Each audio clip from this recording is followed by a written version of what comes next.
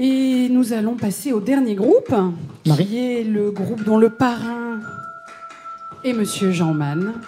Et j'appelle sur l'estrade la société WIT avec Fabienne Gastaud, la société Courin Jean et Fils avec Olivier Courin, la société Solaïs avec Sébastien Pitaval, l'agence de communication OPS2 avec Didier Pallard, représentant David Boss-Morin, et la société Cerec avec Frédéric Bondil. Monsieur Mann. Merci beaucoup. Memphis est un des principaux employeurs industriels des Alpes-Maritimes avec près de 1200 collaborateurs parmi les 3500 que constitue le groupe.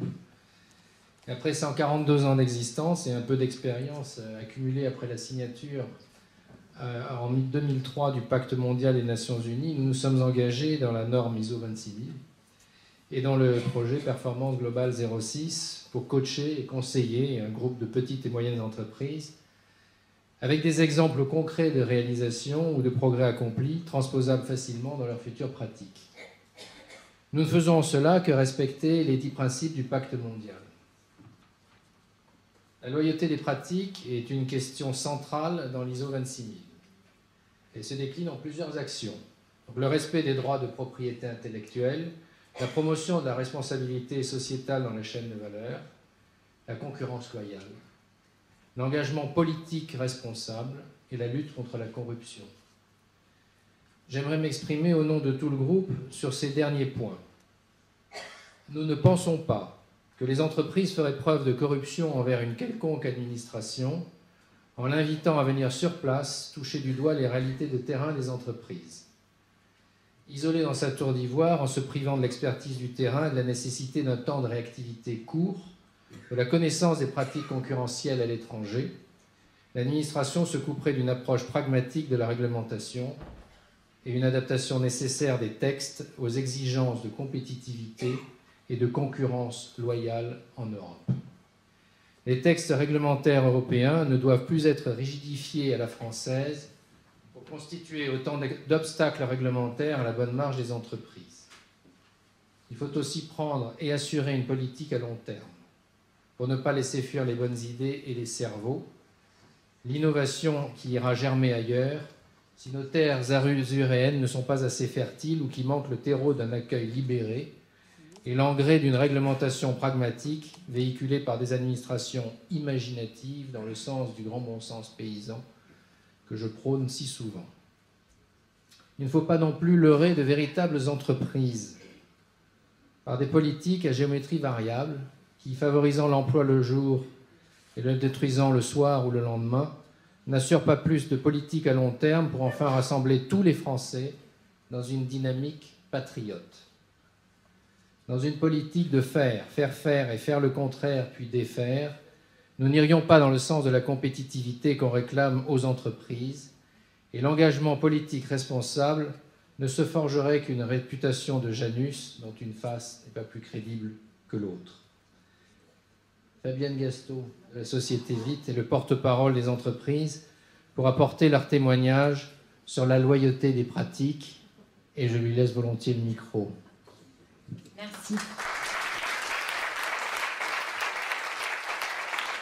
Difficile de passer après un si beau discours. Hein.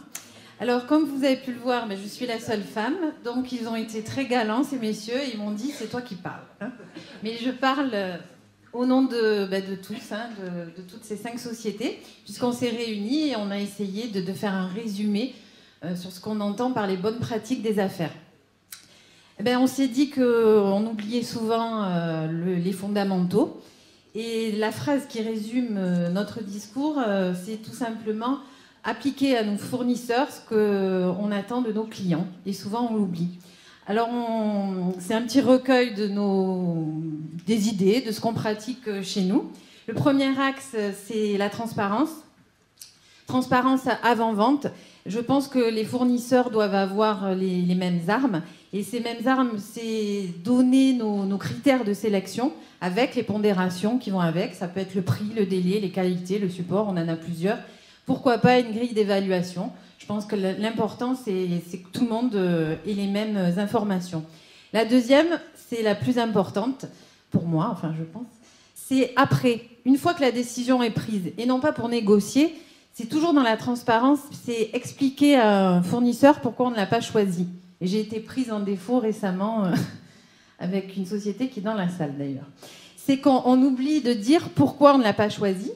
Et c'est important parce que ça fait partie de l'amélioration continue et de la productivité économique de nos sociétés. Donc, c'est important.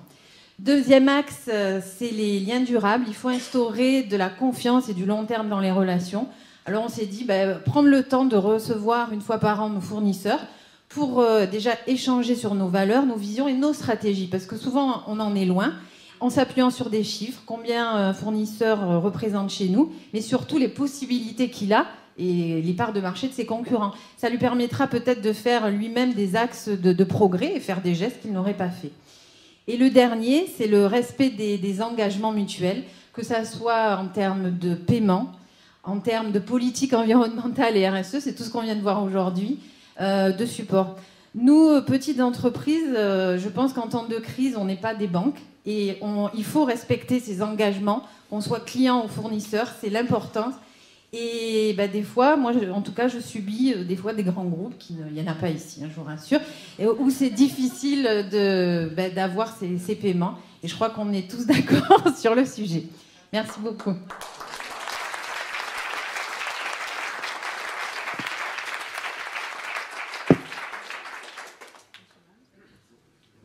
On a rattrapé le temps, merci beaucoup.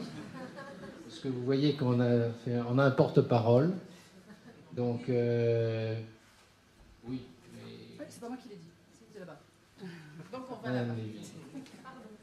Par contre, si vous avez des questions, je ne sais pas si c'est le moment de... C'est après. Bon, alors on reviendra. Merci beaucoup.